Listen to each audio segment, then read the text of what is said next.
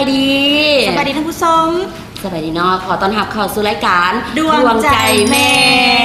เจ้าเนาะซึ่งว่าเป็นรายการที่พวกเขาจะนำเสนอเกี่ยวกับความรักความผูกพันสายใยระหว่างแม่ลูกนั่นเองเจ้าแม่นแล้วเนาะแล้วก็นอกจากนั้นเขาก็ยังสิมีแขกรับเชิญเข้ามาร่วมในรายการของพวกเขาเพื่อที่ว่าจะแลกเปลี่ยนประสบการณ์ในการที่ว่าเลี้ยงลูกมีน้องน้อยเป็นจังใดแบบนี้เนาะมีแขกรับเชิญในแต่ละอาทิตย์แต่ประกอบอื่นหมดในตอนนี้รับหน้าที่ดำเนินรายการโดย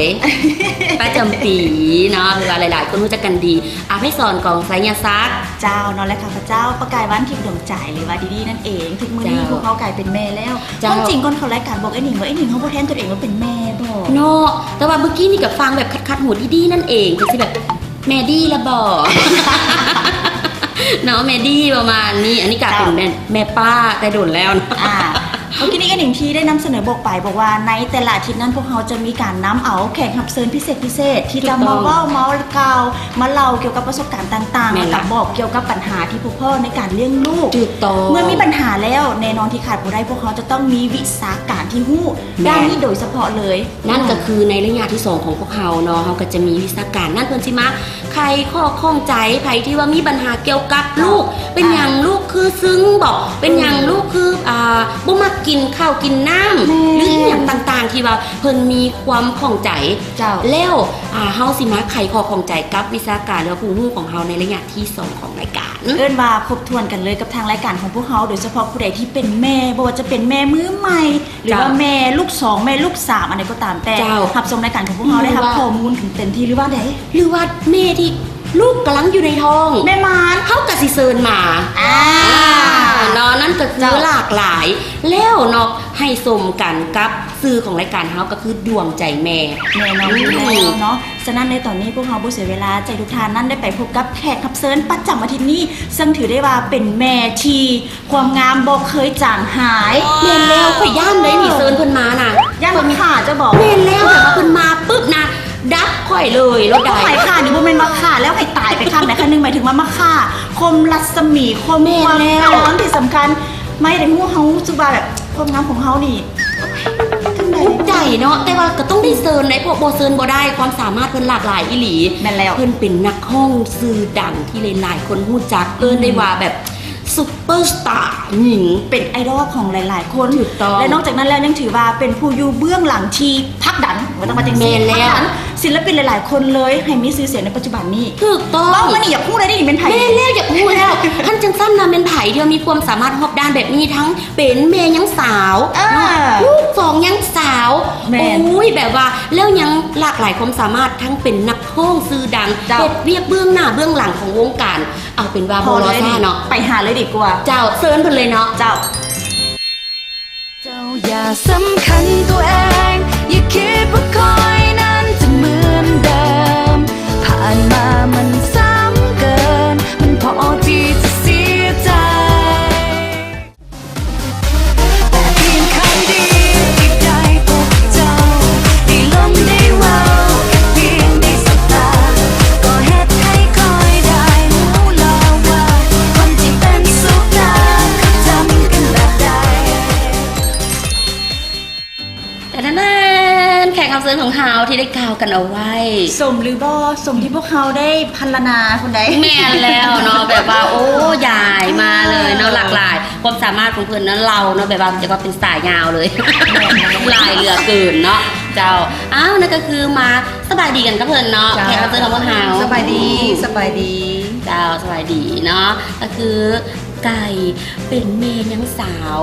หลากหลายความสามารถที่ได้ว่ากันไปเนาะในก่อนหน้านี้ก็คือนี่แหละคนนี้ที่เป็นเมย์แต่ว่าค่อยเป็นอย่างจึงค่อยอยากเตือนแหงอยากเตือนเพิ่นมาถ้าหากว่าเบิ่งตามความเป็นจริงเนาะเบิ่งรูปร่างหน้าตาเบิ่งลักษณะเบิ่งเวลาที่เพิ่นออกอีเวนต์เวลาเพิ่นออกงานต่างๆนะถ้าหากว่าผู้ที่แบบบ่ได้เบิ่งหลังมาก่อนคือเบิ่งแต่ภาพทางไหนจะย่ำไหนก็สาวนี่แม่นได้สาวนี่สาวรถได้แม่นละบอกเพิ่นงามตลอดกาลได้ซั่นกินข้าวแล้ววันนี้เจ้าสวยใหญ่เนาะแม่นแล้วเพราะว่าหยังเป็นหยังจึงค่อยอยากเซิร์นเห็นเนาะนอกจากที่งานอีเวนต์ของเพิ่นต่างๆงานเรียกของเพิ่นแล้วเนาะนอกจากนั้นภาพโพสที่เพิ่นแบบว่ากระจายออกที่หลายๆคนก็อาจจะได้เห็นผ่านตากันในทาง Facebook เนาะเป็นครอบครัว รัวที่แบบว่าสุขสันต์มีความสุขน่าอิจฉาเหลือหาย แม่นบ่ อืม เอาที่ชื่อไอ้หนิงเฮานี่เราก่อนเจ้าของอีกได้ดีได้ เจ้า ให้เจ้าของเพิ่นได้เราดีบ่ เจ้า เนาะให้เพิ่นได้มีโอกาสได้เข้าเนี่ยในหนึ่งกว่าสั้น ใช่ ๆเอาเป็นว่าเมื่อเราคือนะก่อนที่ว่าจะเป็นครอบครัวที่นะแบบอบอุ่นนะอิสาแบบนี้นะ ได้ ย้อนหลังขึ้นไปใกล้นี่แต่งงานโดนปันใดแล้ว ก็ถือได้ว่าแต่งงานนี่เกือบ10 กว่าปีผ่านมา ถือว่าบ่โดนเนาะ บ่โดนปันใดเจ้าบ่โดนปันใดเนาะ เพราะว่า 10 กว่าปี ปี 10 กว่าปีเพราะว่าแต่งงานตอนประมาณปี 2007 เข้าปี 2008นี่แหละ อืม 2007เข้าสู่ปี 2008 เดี๋ยวนี้ปี 2014 เนาะ แต่ว่าก่อนที่ไกลจะก้าวมาฮอดปัจจุบันนี้ก็ถือว่าผ่านพาอุปสรรคหลายๆอย่าง เพราะว่าในช่วงระยะที่ว่าไกลถือพาคันสิว่าโอกาสในช่วงหายไปในเวียกวงการนี้เกือบว่า4 ปีเต็มๆ หายไปเลย หลายคนก็จนแบบว่าเกือบลืมเลยเพราะว่าง่ายๆว่าเฮาตั้งครรภ์เนาะแล้วเวลาที่ว่าเขาเกิดลูกเนี่ยเขาก็ต้องใช้เวลาในการเบิ่งแยงเพิ่นพิเศษในตอนที่ว่าเพิ่นยังน้อยหาก็เกิดในช่วงในระยะ2 ปี 3 ปีทำอิฐของ ต้องเอาใจใส่ แม่แล้วต้องได้เอาใจใส่ฉะนั้นหายไปเลยหลายคนก็แบบคิดฮ้อนแฮงจึงบอกว่าโอ้บ่ได้ละไกลอยากฟังเพลงอยากฟังผลงานอยากเห็นผลงาน แล้วก็เลยลมกับแฟนเลยว่าฉันเฮาเอาแต่2 คนก่อน อ๋อ เพราะว่าแฟนหันยังสืบต่ออยากเอาอีก นี่แหละอยากเอาจักคนนี่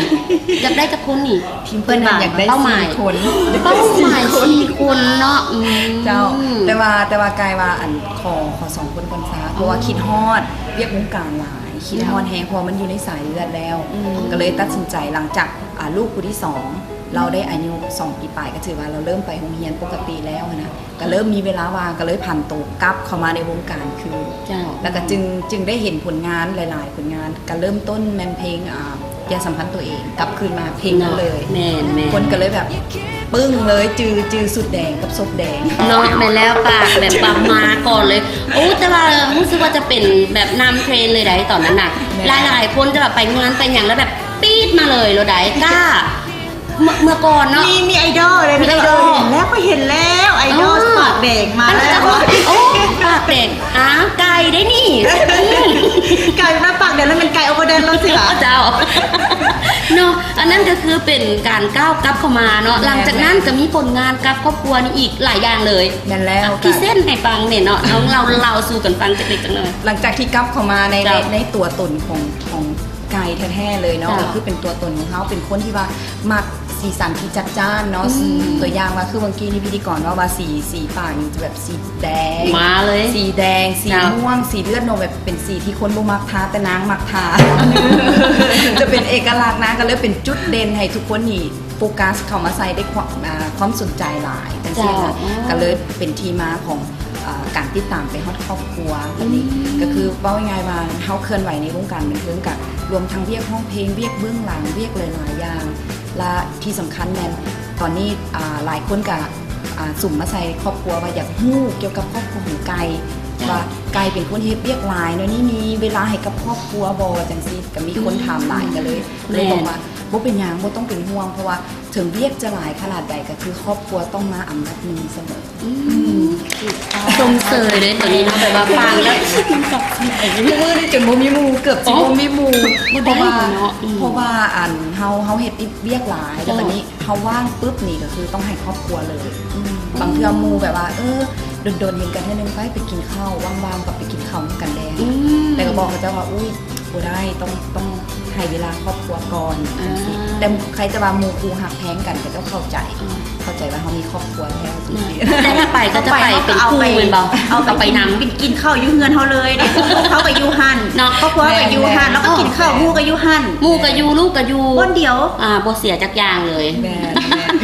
ไม่เห็นหน้าเห็นตากันได้จักเล็กจังเลยกับน้องๆของเฮานะที่ว่าก้าวผ่านกันมา ได้ เกี่ยวกับเรื่องของผลงานของเพิ่นมีหลากหลายเลย ได้ เนาะ ได้ จะได้เห็นกันแม่นบ่ แม่นแล้ว ปกตินี่เห็นเพิ่นมาได้เห็นแต่แม่เราไปเบิ่งครอบครัวเป็นเท่าใด แม่ หน้าตาได้ทั้งผู้ใด เนาะ เป็นแล้วกัน นี่ก็เป็นอ่ ผลงาน ผลงานของเพิ่น แต่ว่าตัวนี้จะเป็นผลงานตัวที่สอง ตัวที่สอง ของ มี ครอบครัว มีตัวที่หนึ่งอีกบ่ เป็นแล้ว เจ้าเจ้า ตัวที่หนึ่งหันเป็นลูกสาวจะแจ้งเกิดกับผลิตภัณฑ์ตัวนี้ เจ้าบ่แม่นแต่ลูกสาวที่หัน ลูกสาวกับแฟน น่า ตัวนี้กับอีตนเพันอยูตะกี้เคยเว้าหยอกกันว่าบุ้มีไผ่อยากแจ้งเกิดในเวลาปินหลัง เนาะ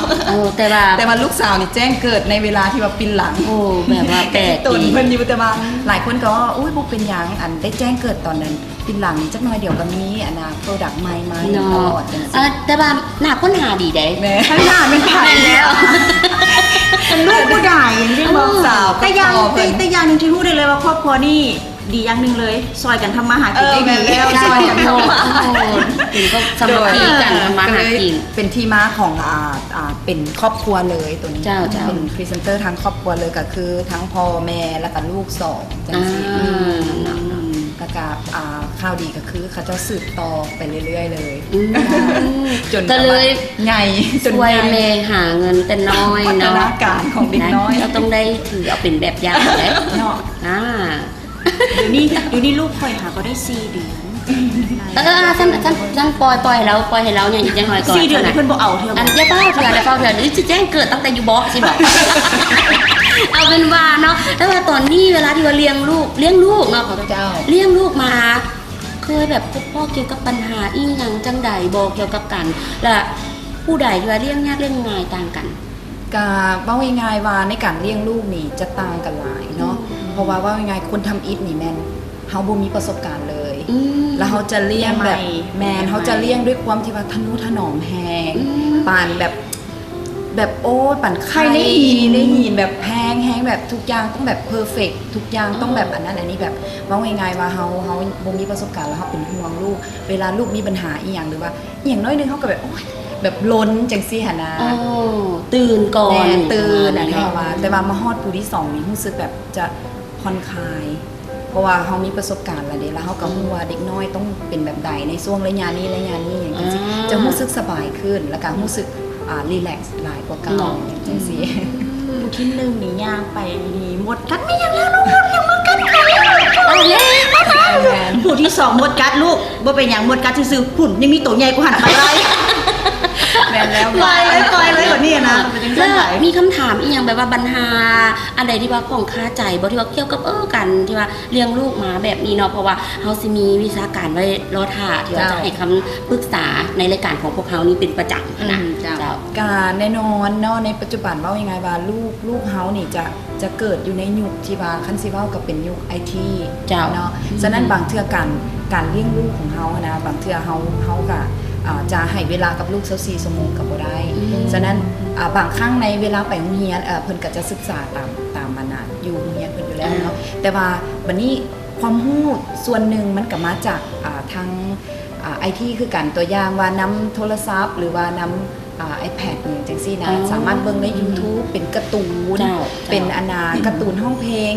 บทเรียนอหย่างต่างๆ เป็นแฝงเขาในกิจกรรมในการ์ตูนนี่สิเฮาก็จะให้ลูกเรียนรู้ทางนั้น แต่ว่าอยากจะรู้ผลลบที่แบบว่าบางเทื่อลูกเฮาอยู่นำโทรศัพท์หลายแบบเล่นเกมบ่หรือว่าเบิ่งการ์ตูน หลาย อย่างจังซี่ เกินไป หรือว่านำ iPad จะมี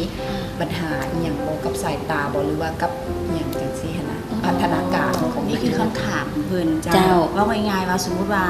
เด็กที่อยู่กับสิ่งที่เพิ่นว่าเลยพวกแท็บเล็ตหลายเกินไปที่ เจ้า จะมีผลแนวใด เจ้า เจ้าเนาะถ้าหากว่ามีคำถามแบบนี้แน่นอนอยู่แล้วทางรายการของพวกเรามีคำตอบพยานแน่นอนเพราะพวกเรานั้นมีวิชาการก็คือท่านหมอที่เพิ่นจะให้ความรู้ทางด้านนี้โดยเฉพาะเลย และเพิ่นจะให้คำตอบในนี้แนวใดแม่ผู้ใดที่ลูกของท่านกำลังประสบปัญหาหรือว่ากำลังติดอยู่ในต แบ อน บ นี้ นี้เนาะกับ iPad โปรหรือว่ามือถืออย่างจังซี่บางคนคัดพ่อคัดแม่อยากใช้มือถือของพ่อของแม่แบบนี้นะ เจ้า แล้วก็เอาไปเล่นเกมดนๆบ่หรือแนวใดบางคนก็ไปค้นคว้าเข้าอินเทอร์เน็ตก็แล้วแต่เนาะสิเป็นจังใดคำตอบเราต้องไปหาผู้ฮู้นั่นก็คือวิชาการของเราไปพบกับเพิ่นกันเลย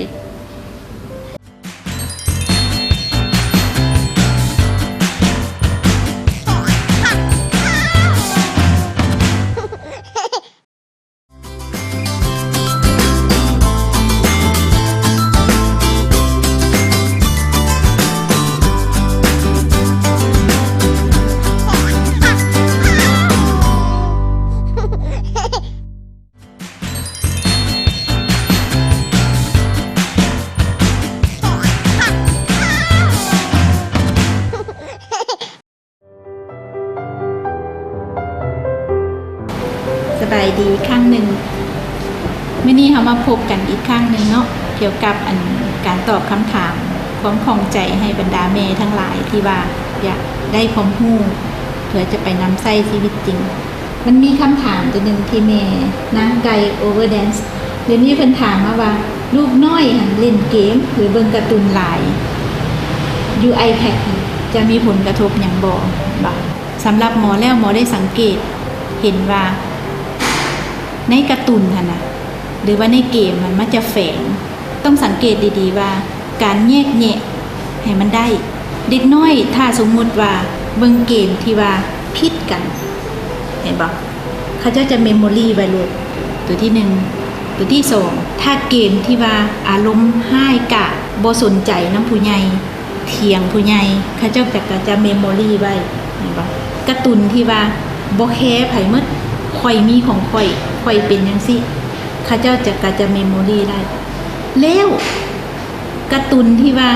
หรือว่าเกมลิ้นอันนั้นลิ้นไพ่สล็อตบ่แม่นหยังต่างๆหั่นนะตัวนั้นล้วนแต่เป็นสิ่งที่แฝงมาด้วยความฝึกให้เด็กเรานั่นนะเป็นคนที่โหดร้ายเป็นคนที่มีจิตใจแข็งกระด้างบ่มีความอ่อนโยนบ่มีความเมตตาบ่มีความหักในตัวของเขาเจ้าเองในใจของเขาเจ้าและเด็กเฮ็ดให้เด็กน้อยกลายเป็นคนก้าวร้าวโดยที่ว่าพ่อแม่คิดบ่ถึงสิ่งที่ตามมาคือหยังพ่อแม่บางคนได้ลงไปตีลูกเด้บ่โทษเขาเจ้าเด้อเพราะเขาเจ้าเป็นผ้าขาวความหมายเขาผ้าขาวคือหยังผ้าขาวคือเขาบ่ฮู้หยังเบิดเขาบ่มีเป็นไม้เมื่อทานเอา iPad ให้เขาเจ้าเมื่อทานเอาโทรทัศน์ให้เขาเจ้าคือทานกำลังทาสีให้เขาเจ้าในเมื่อเอา iPad ให้แล้วหั่นนะต้องนั่งเบิ่งนำเขาเจ้าต้องคุมเขาเจ้าให้ได้ว่าอันนี้ดีอันนี้บ่ดีต้องสอนเขาเจ้ามันจังได้ให้เขาเจ้าเบิ่งในสิ่งที่มีประโยชน์พยายามเฮ็ดกิจกรรมตัวใหม่พ่อแม่ลูกเฮ็ดร่วมกันเห็นบ่พาเด็กน้อยอาจจะไปปลูกต้นไม้บอกไปเล่นไปเที่ยวไปเบิ่งสัตว์บอกไปนั่นไปนี่ให้ลูกได้เปลี่ยนวิวของความที่ว่าจะต้องหันหน้ามาใส่แต่จอสี่เหลี่ยมแต่ต้องให้เขาเจ้าไปเห็นภาพทางนอกไปเห็นบอนที่กว้างไกลไปเห็นสัตว์สาว่าสิ่งต่างๆนี่สิ่งเหล่านี้ทานเว้าไปนะทานบ่ต้องห่วงเพราะว่าตัวนี้คำเว้าของทานทุกคำเว้าในให้กับลูกนะมันจะเมมโมรี่ไปในสมองของเขาเจ้าเมื่อเวลาเขาเจ้าใหญ่ขึ้นมานะจะออโตเมติกเลยดังนั้นท่านคิดว่าเว้ามื้อนี้มันอาจจะบ่ได้ผลแต่ท่านเว้าเรื่อยๆไปแล้วมันจะได้ผลในครั้งหน้าพยายามให้เวลาเฮาสิมีสิเวียกพันเวียกเฮาเมื่อยปานใดเฮาญาติเวลาแค่1ชั่วโมงให้กับลูกเวลานั้นน่ะ1ชั่วโมงเป็นเวลาที่มีค่าที่สุดความฮู้ความหักทั้งหมดมันจะโฮมอยู่ในหั่นข้าพเจ้าก็ฝากไว้จังซั่นเนาะเหลได้พูดกันแล้วมันบอกแบบนี้น่ะทั้งทานผู้ชมเนาะแล้วก็แม่คนนี้ก็ได้รับรู้คือกันเนาะมีแต่ให้แม่คนนี้ได้ไปปรับเปลี่ยนเนาะระมัดระวังอีกตื่นต้องได้ให้เวลาเพิ่นคันถ้าสมมุติว่าจะให้เพิ่นเล่นต้องมีเวลาลิมิตเนาะมีลิมิตบ่ให้แบบว่าเล่นหลายเกินไปอ่ะมาฮอดนี่ก็ถือว่าได้โอลมกันเนาะมาประมาณ1ว่าซั่นแต่สิให้สุดอกสุดใจนี่สำหรับพิธีกรเองก็ยังบ่สุดอกสุดใจป้าจำปียังอยากจะถามอีกหลากหลายกับคนผู้นี้เพราะว่าเพิ่นมีอย่างที่ว่าน่าค้นหาเนาะหลากหลายเลยเนาะนอกจากที่ว่าการเลี้ยงลูกครอบครัวและผลงานปัจจุบันนี้อยากให้ฝากเป็นท่านผู้ชมกันแน่เจ้าสำหรับผลงานของไกในปัจจุบันเบี้ยกลักๆก็จะเป็นผู้บริหารค่ายอินดี้เรคคอร์ดเนาะแต่ว่าสำหรับเบี้ยเบื้องหน้าที่ว่าไกปัจจุบันนี้ก็จะมีเป็นพิธีกรเนาะเป็นพิธีกรตามงานอีเวนต์ต่างๆแล้วก็จะมีเป็นเทรนเนอร์ให้กับน้องๆที่ต้องการฝึกอบรมบ่ว่าจะเป็นเรื่องการห้องเพลงหรือว่าการแสดงเชิงเวทีหลากหลายต่างๆสามารถเทรนนิ่งให้ได้หมดเนาะแล้วก็จะเป็นคณะกรรมการในการตัดสินการประกวดห้องเพลงการประกวดเต้นการประกวดต่างๆเลยนอกจากนั้นการยังมีเป็นสไตลิสต์ให้กับวารสารขวัญใจแล้วก็วารสารทาร์เก็ตแม่ แล้วก็ยังเป็นโปรเจกต์ออร์แกไนเซอร์ให้กับการจัดงานต่างๆคือตัวอย่างว่าคืองานมิสลาวก็เป็นหนึ่งในโปรเจกต์ออร์แกไนเซอร์ในการจัดงานนั้นคือกันเจ้าเนาะหลากหลายความสามารถเหลือเกินแม่ลูก2คนนี้เนาะแม่แล้วควรเอาไปเป็นแบบอย่างเนาะหรือว่าสั้นการติดตามผลงานเพิ่นได้มาฮอดตอนนี้ก็ต้องขอบอกขอบใจเนาะกับแขกรับเชิญของเฮาแม่ไก่ อย่าลืมกุ๊กๆแม่ไก่กุ๊กแม่แน่นอนเอาสนะเฮาก็มีของขวัญเล็กๆน้อยๆเนาะที่ว่าจะมามอบให้นั่นก็คือเป็นกา อกไม้งาม ขนาด ๆเจ้าเนาะ เจ้าขอบใจละลาย ต้องมอบให้กับคนงามๆ เจ้า ขอบใจ ในกายังมีผลิตภัณฑ์เนาะ เจ้า จากมิสซินมามอบให้ในมือนี้จ้าอุ้ย เอาหอยไว้เลยเอาห เห็ อย นบอกห้อยไว้เลยเนาะกระเป๋าเพิ่นกระสีสันสดใสเนาะส เจ้า มกับแม่ไก่กุ๊กกุ๊กเอาล่ะตอนนี้ก็ต้องขอบใจกับแขกรับเชิญและก็ให้ท่านผู้ชมนั้นไปรับชมสิ่งที่น่าสนใจกันก่อนเพราะอะไรเงี้ยน่ะเขายังมีอีหยังน่าฮักไว้รอถ่ายอยู่เด้อ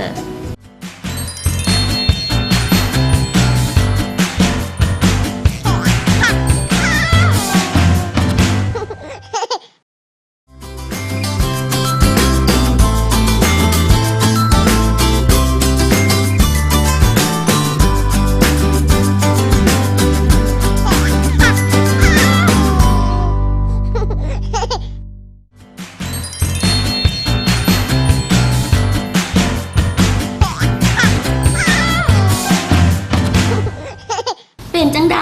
กับเข้ามาสุริยานี่เนาะเมื่อกี้นี่ครบรสชาติกันไป ครบไปเลยคำถามก็เอิ้นมาจังไดเชื่อว่าแม่หลาย ๆ คนนั่น จ้ะ อาจจะเคยพบพ่อกับปัญหาดังกล่าวและในตอนนี้ แม่ล่ะ ก็คงจะหู้วิธีทางแก้ไขแล้วว่า ควรจะแก้ไขแนวใด เจ้าแล้วก็ยังเต็มอิ่มกับเนาะแบบว่าแขกรับเชิญของเฮาที่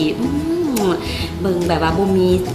สีบ่มุนจักเทื่อคน ความ นี้ งามบทสร้างบทสา โอ้ยเอาเป็นว่าเฮาเลยอยากนี่เนาะก่อนที่ว่าเฮาลืมความ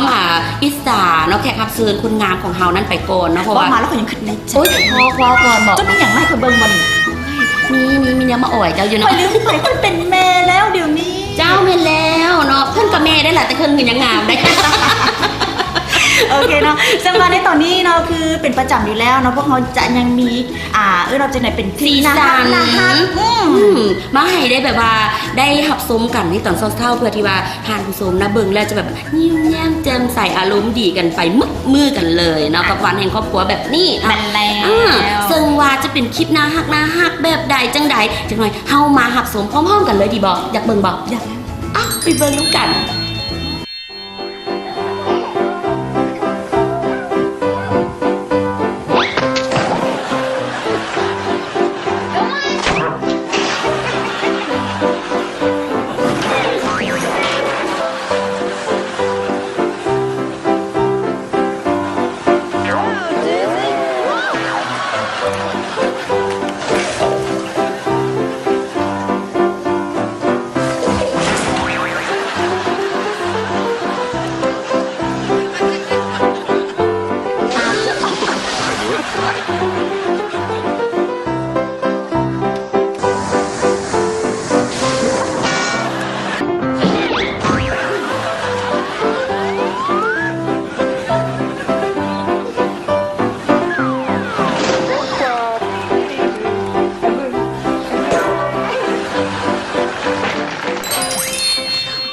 เจ้าเนาะนั่นก็คือเป็นคลิปนะคะที่พวก จ้ะ เรานำมาฝากการสร้างสีสันสร้างหอยยิ้ม แม่ ในมือผักพรมือครอบมือครัวแนวนี้ให้กับ เจ้า ทุกทานนั่น ได้แบบว่าอิ่มอกอิ่มใจเนาะเบิกบานมวลซื่นแล้วก็ยิ้มแย้มแจ่มใสกันในตอนเศร้าๆกันแบบนี้เลย จ้ะ เนาะอย่าลืมก็แล้วกันติดตามรายการของพวกเฮาเป็นประจำในโมงและเวลาเดียวกันนี้ใครที่ว่าอุ้ยอยากคอมเมนต์อยากส่งข่าวมาหากะโทรกันเข้ามาที่เบอร์โทรขึ้นทางหน้าจอในตอนนี้เด้อ มา เนาะ ได้เลยเนาะยินดีต้อนรับทุกข้อความ เจ้า ทุกคำคิดคำเห็นเนาะเพราะเพิ่นบอกว่าทุกคำเห็นทุกข้อความทุกคำต่ำนิติสมมันคือกับแวนเองให้เขาได้เห็นว่าเขาควรจะปรับปรุงควรจะเปลี่ยนแปลงแนวใดพูดถือได้ว่ารายการนี้เขายังเป็นรายการน้องใหม่เลย แม่น้องใหม่ พิธีกรกับน้องใหม่ไม่เคยทานรายการนี้อย่างมาก่อนพวกเขาแบบบ่เคยเรื่องสนามบอลอย่างไม่บัดเลยนะ ฝากเนื้อฝากตัวเด้อเนาะ สั้นซะและตอนนี้ก็เดินทางมาถึงระยะสุดท้ายของทางรายการของพวกเขาแล้วเนาะก่อนจากลากันไปขอบใจกันซะก่อน ถูก เนาะ ต้องเนาะบ่ขอบใจบ่ได้เลยเนาะเพราะว่าบ่มีเพื่อนเฮาก็สิบ่มีสถานที่งามๆถ่ายทำกันใด ถูกต้อง ต้องขอขอบใจกับนี่เลยโรงแรมดอกจำปาเซิงว่าสถานที่กว้างขวางโอโถงเนาะแล้วก็มีห้องนอนที่แบบว่าหรูหราสะอาดงามตาอีหลีเลย แม่นแล้ว นอกจากนั้นยังมีครบวงจรอีกใด เช่นว่า แมดดี้เอ๋ย เจ้าแม่ เพิ่น ป้า แม่ป้าจำตีเนาะเจ้ายอม ห้องแฮมดอกต่างๆคนนั้นยังจะมีสระลอยน้ำเจ้าสามารถพาเอาลูกชายเจ้ามาลอยน้ำต้มลินอย่างสบายเลย มาจาก ทานอาหารคาราโอเกะครบวงจรอยู่ที่นี่ โฮมแฮมดอกจำปานั่นเองเนาะ เจ้า และที่ขาดบ่ได้ขอขอบใจกับบริษัทมิสทีนก้าวหน้าประเทศลาวจำกัดซึ่งเป็นตัวแทนจำหน่ายแห่งเดียวในสปปลาวเท่านั้น ถูกต้องขอขอบใจกับเพื่อนเนาะก็คือไอ้นิดคนใจดีของเฮานั่นเอง จ้ะ และนอกจากนั้นเนาะก็ต้องขอขอบใจกับเสื้อผ้าแม่คำเนาะที่ตลาดขวดินเนาะสามารถที่ว่าจะเข้าไปซอกหาห้างของเพื่อนได้อย่างง่ายๆเลยเนาะ แม่นแล้วเนาะคนตุ้ยคนจอย คนอย่างก็ใส่ได้หมดคน แม่น ที่ แล้ว ไล่ไปใส่ก็เป็นคนงามคือจังสิเนาะ งามเลยเนาะใส่เสื้อใหม่ของเพื่อนนี่เป็นแม่ยิงลาวเราต้องจิ้นเสื้อให้ถูกต้องตามฮิตของประเพณีเนาะมีอีกจะกลายเทปเขาสิเทปเบียงมาพร้อม เดี๋ยวไม่คำเด้อเนาะ เจ้า ต้องขอบใจก็เพลินใครที่ว่าสนใจติดต่อเข้ามาเบอร์โทรถึงหน้าจอในตอนนี้เด้อกับห้านเจ้าเสื้อใหม่แม่คำ นั่นแล้วเนาะแล้วขอขอบใจกับสีสันที่สวยสดงดงามก็คือห้านดอกไม้เอ้ยวันนั่นเองห้านดอกไม้ธาตุขาวเนาะผู้ใดที่ว่ามีงานเลี้ยงงานดอกงานอะไรก็ตามแต่ที่ว่าอยากจะไปประดับประดาสถานที่ให้มีความสวยสดงดงามแนมไปทางไหนสบายหูสบายตาอย่าลืมห้านดอกไม้เอ้ยวันเนาะใกล้กับไฟแดงธาตุขาวนั่นเอง แน่แล้วง่ายๆแคมทางใหญ่กันเลยเนาะ จ้าน อกจากนั้นแล้วเฮาสิมานั่งอยู่นี่แบบนี้บ่ได้เนาะคันบ่ได้ไปเฮ็ดหน้าเปิ้นเวินมาแบบนี้เนาะ และ ต้อง ส ขอ ม ข ผ อบ ที่ง ใจ ดงาม เจ้าน้องสั้นเนาะห้านสั้นเสริมสวยนั่นเองเด้อเนาะทางค่อยขึ้นห้องหมอห้อย50เตียง นั่นแหละ งานสั้นเสริมสวยโทรไปหาเพิ่นโลดคิวเพิ่นนี่บ่ไหวว่าเลยเนาะถึงว่าสิลายปานใดก็ตามเนาะมาท่านี่เพิ่นบอกว่าบ่ต้องแบบว่าบ่ต้องท่าโดน วิตกกังวล แม่ เพราะบ่ได้ท่าโดน4มื้อนี่ ถือว่าในว่าขอใช้คำศัพท์วัยรุ่นหน่อยหนึง ก็คือ ขั้นเทพเท อีก พ อย่างหนึ่งได้บอก อันไหน ใบอ่อน สุดยอดเลย โอ้เกือบไปนำเจ้าบททันเนาะคอยแห้งเป็นแม่ป้าอยู่เนาะ หมดเวลากันใน ใจ ใจแล้วเนาะขอขอบใจหลายๆเลยทุกอย่างเลยที่เป็นองค์ประกอบเป็นรายการของพวกเรามีในมื้อนี้ขอขอบใจอย่าลืมว่าท่านผู้ชมสามารถติดตามกันได้เป็นประจำทุกวันแล้วก็เวลาเก่าที่พวกเราได้นำเสนอบอกไปสำหรับวันนี้พวกเราสองคนลาไปซะก่อน เจ้าลาไปแล้วเด้อ สบายดี พบกันใหม่อาทิตย์หน้าวันนี้สบายดี